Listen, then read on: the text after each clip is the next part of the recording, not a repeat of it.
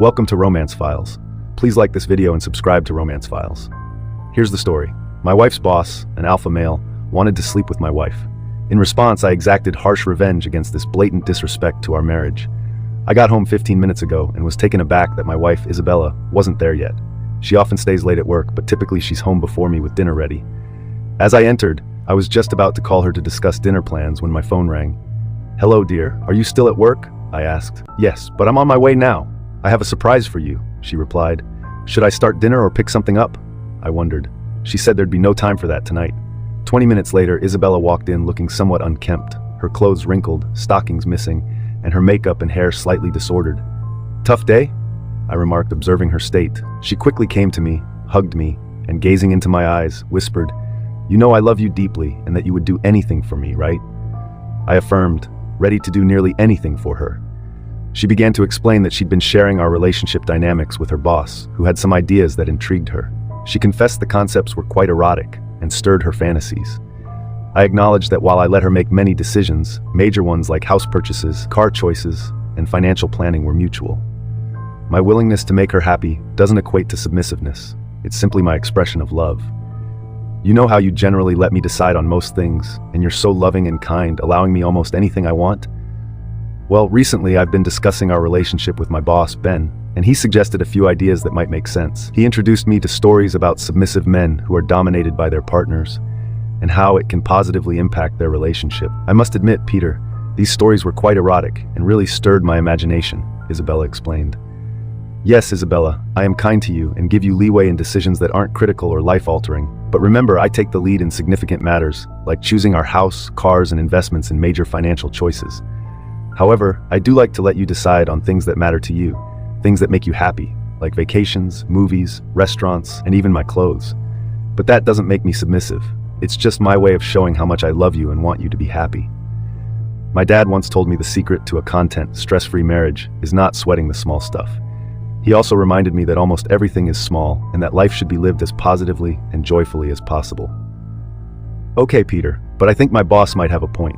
When I compare you to him, he's assertive, powerful, and takes charge. People respect his strong personality and follow his lead, not the other way around. He told me he's an alpha male, dominant, and at the top of the social hierarchy, whereas people like you, though loving and kind, are more beta, inclined to be dominated and submissive. They might not realize it, but it's a trait that's waiting to emerge." To me, this sounds like some kind of superficial pop psychology, and I completely disagree. "But what are you trying to say?" I asked, noticing a shift in her confidence as she spoke. "Peter, my boss said he's going to be dominant with me in a way I've never experienced. He's boasted about his size and his prowess, and he's been demonstrating it in his office for the past few weeks. I know it's wrong, and I've probably crossed a line I shouldn't have as a young married woman, but it's been really exhilarating," Isabella confessed. "For the past few weeks, I've been fantasizing about him seducing me at work," Isabella shared. "He thinks you'd actually like the idea of me being close to him, suggesting that your submissive side might even enjoy watching. And if not, he said that you and I would have the most incredible sex of our lives when I returned to you after being with him.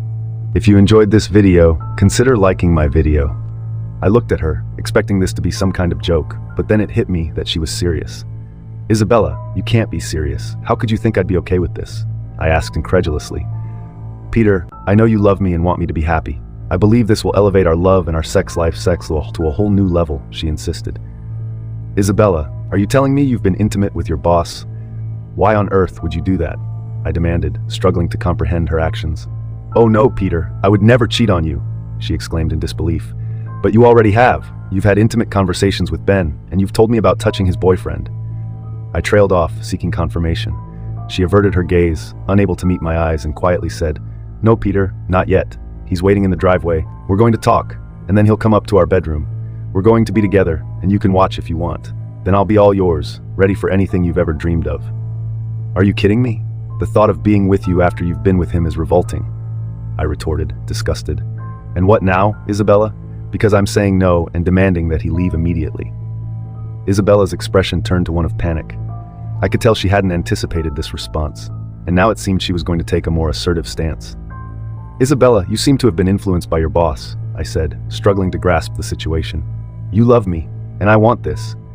You've always let me have my way, and I've decided this will be good for us. Let's try it just once. I'm sure it'll be so amazing we'll want to continue." Now I'll go upstairs to get ready for him. And you can let him in, then wait until we're done. I know you'll want this because you love me, and I believe it will be great for us. Isabella, I see where you stand and what this means for our marriage and vows, so go ahead and get ready, and I'll have a quick talk with your visitor. I replied, my voice heavy with emotion. He's not my lover, Peter. This is just about intense, dominant encounters. I will always love only you and will be yours forever, and you'll be mine.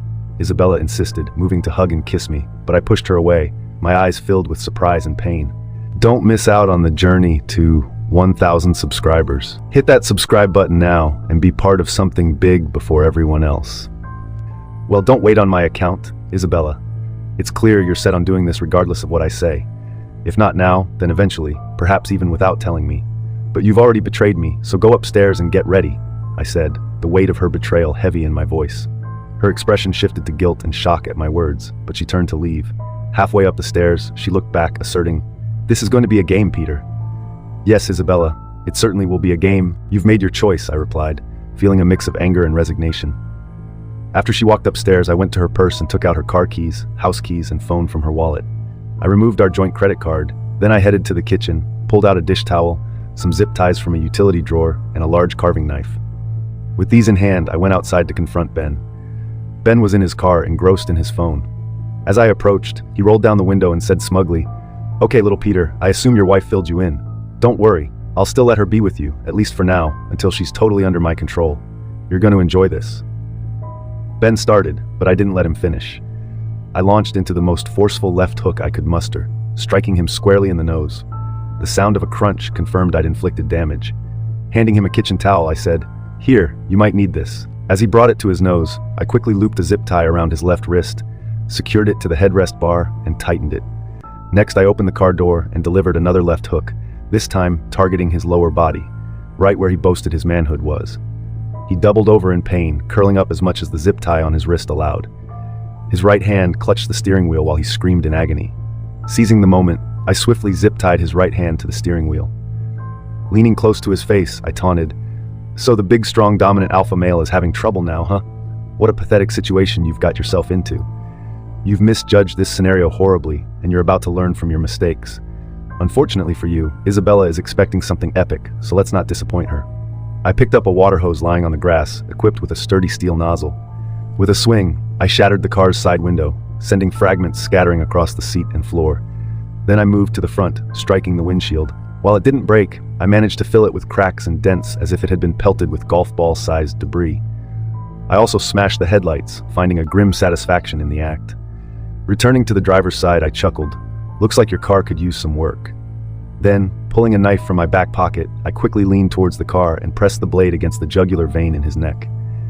In my most menacing tone, I hissed, "How many times have you been with my wife? Did you try to convince her that I would accept this?" Fear flashed in his eyes as he stuttered. "Only twice these last few weeks. It meant nothing. It was just sex. Please let me go, and I promise you'll never see me again." I regarded him with contempt, seeing him as nothing more than despicable. "I'm not going to end you right now, but make no mistake, if I get wind of any trouble from the police or any repercussions from our little chat today, I will come after you. If you involve the police, I might end up in jail, maybe get out on bail, or even serve time. But regardless, there will come a day when I will find you, maybe in a parking lot, maybe in an elevator at work, and when that day comes, I will finish what I started. It's your choice. This could be the last time you ever see me, or you could spend the next week, month, or year looking over your shoulder, waiting for the moment I decide to end you." With these words, I leaned over him, stuck the knife into the passenger seat, and said, "Isabella will need this to free you, so you can either drive her away, or maybe she'll take you to the emergency room. It doesn't matter, just make sure you get her out of my sight." I walked into the house, and as soon as Isabella heard the front door close, she called from the bedroom. "Is that you, Ben? Come up here. Have you sorted things out with Peter?" I was taken aback by her naivety. "Isabella, Ben's in the car. He wants you to come out and talk." "I think he's reconsidering," I replied. A minute later, Isabella came down wearing the underwear I'd bought her and a hastily donned robe. "What happened, Peter? Did you reassure him everything's okay?" she asked. I made it clear his future depends on his actions. "You should probably go out and talk to him," I responded. She looked at me puzzled and said, "Peter, please remember that I love you, and this is going to strengthen us." "Of course, Isabella," I replied, masking my true feelings. Feeling a newfound sense of resolve, I locked the front door immediately after Isabella walked out. As I made my way upstairs, I heard Isabella screaming, "What have you done, Peter? Come here." I ignored her pleas and went into our bedroom. Pulling out a suitcase, I quickly gathered a handful of Isabella's underwear, bras, and socks from her drawers.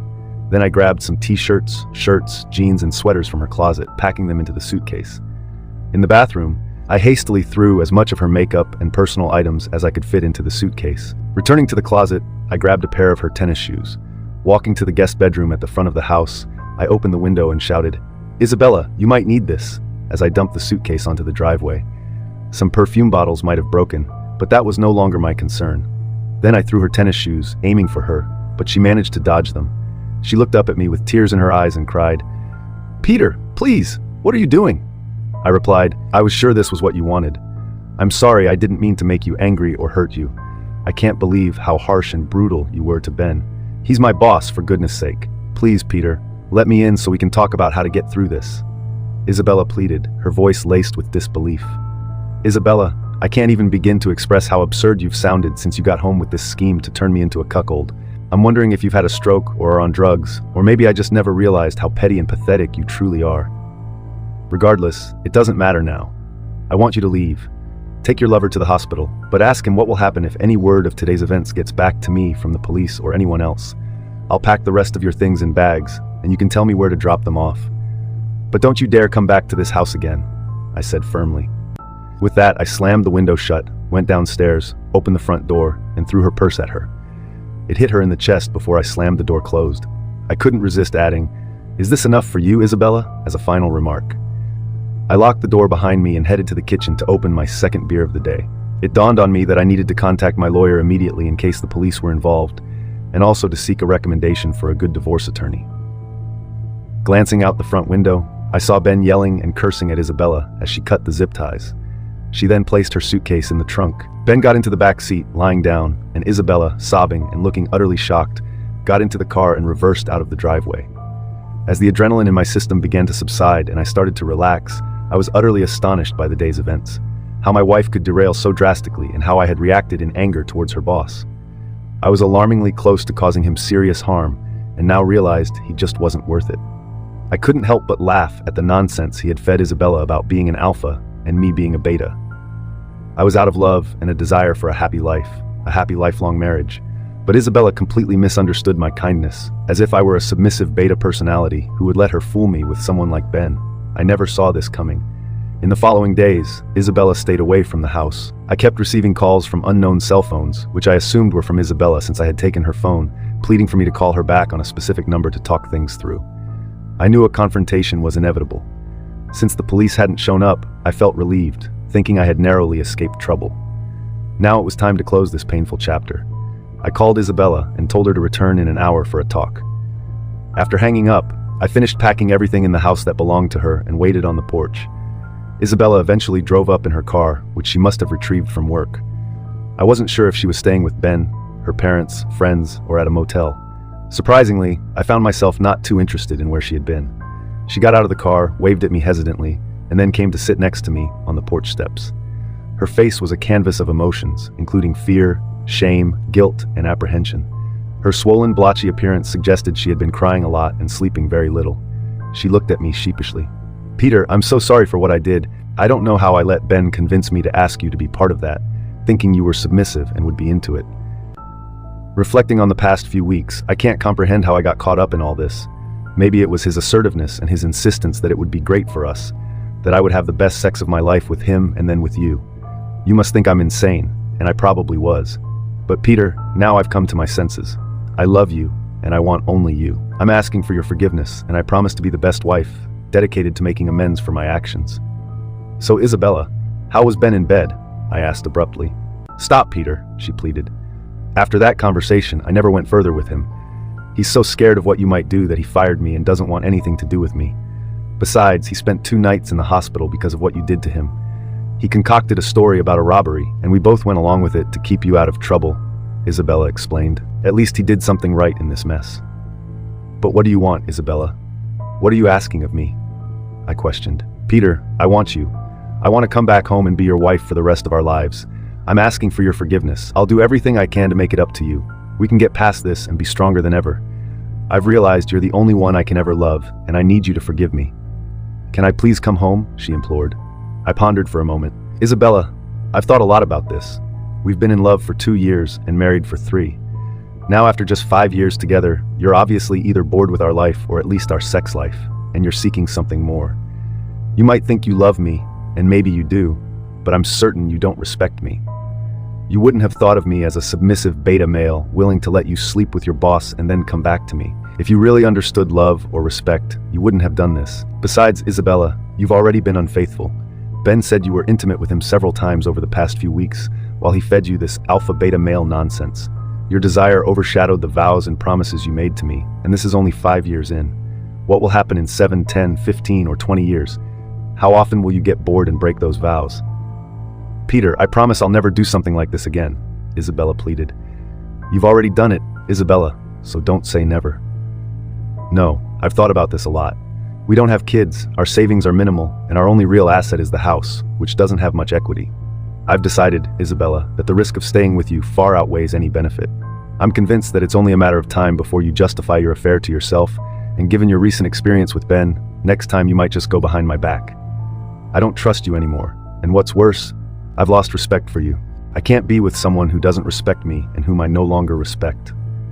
Isabella started crying as I laid out my decision, and her tears continued as I told her we were done. Isabella, we're getting a divorce. You can keep your car, I'll keep mine. We'll split the savings and sell the house. We're both still young, and I hope to start anew with someone who will love and respect me for who I am.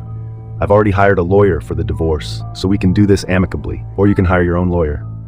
Now let's load the car with your belongings, and you can go and be with as many alpha males as you like.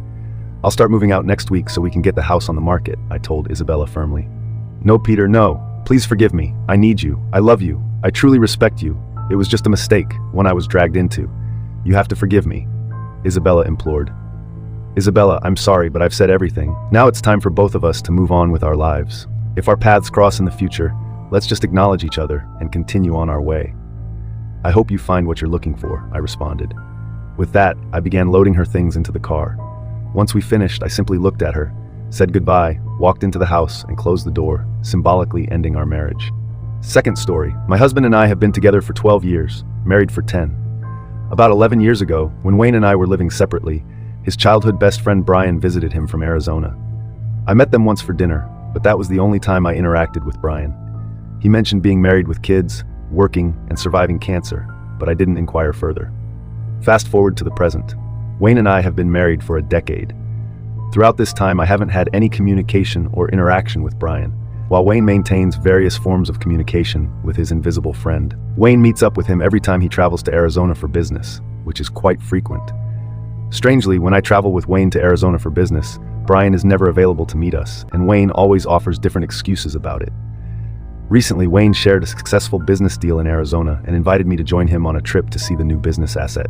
However, he never mentioned Invisible Brian during the initial plans. Later, Wayne decided it wasn't the right time for me to accompany him and revealed that he intended to meet up with Brian instead. Feeling hurt and excluded, I expressed my concerns about being left out of a business trip where Wayne meets up with Invisible Brian. Once again, Wayne defended himself by claiming he was just being transparent and didn't want to upset me. There are more details to consider, but the situation raises questions about who Invisible Brian really is. After 11 years, Wayne's actions make me wonder if he is manipulating me or not, being honest about his relationship with Invisible Brian. Is Invisible Brian perhaps a code for a mistress? I'm genuinely confused about what has been going on for over a decade. TLDR, husband regularly meets up with childhood best friend on business trips to Arizona. Wife met the friend once 11 years ago, but they haven't interacted since. When the wife travels with the husband, the friend is never available to meet, raising suspicions about potential infidelity. Thanks for joining us on this chapter of Romance Files. If you were moved by these stories, hit that subscribe button and ring the notification bell. Don't miss out on the upcoming emotional roller coaster of relationships. Your support means the world, and we can't wait to share more compelling tales with you. Until next time, remember every relationship has a story worth telling. See you soon. Wayne meets up with him every time he travels to Arizona for business, which is quite frequent. Strangely, when I travel with Wayne to Arizona for business, Brian is never available to meet us, and Wayne always offers different excuses about it. Recently, Wayne shared a successful business deal in Arizona and invited me to join him on a trip to see the new business asset. However, he never mentioned Invisible Brian during the initial plans. Later, Wayne decided it wasn't the right time for me to accompany him and revealed that he intended to meet up with Brian instead. Feeling hurt and excluded, I expressed my concerns about being left out of a business trip where Wayne meets up with Invisible Brian. Once again, Wayne defended himself by claiming he was just being transparent and didn't want to upset me. There are more details to consider, but the situation raises questions about who Invisible Brian really is. After 11 years, Wayne's actions make me wonder if he is manipulating me or not, being honest about his relationship with Invisible Brian.